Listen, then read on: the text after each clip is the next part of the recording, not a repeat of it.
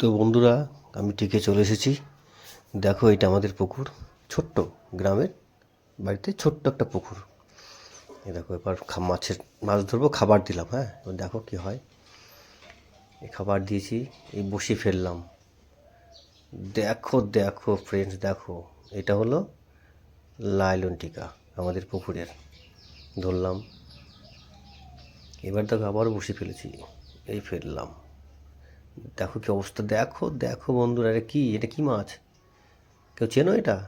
তাহলে কমেন্টস করে জানাও। দেখো কত বড় মাছটা। আবারও বসি ফেলছি, শুধু দেখো বসি ফেলতে দেওয়া টাইম। এই দেখো দেখো, এটা ওইটা আরও বড়। বসি ফেলার আগে পুরো টোপটা নিয়ে নিচ্ছে। দেখো দেখো দেখো, আরেকটা।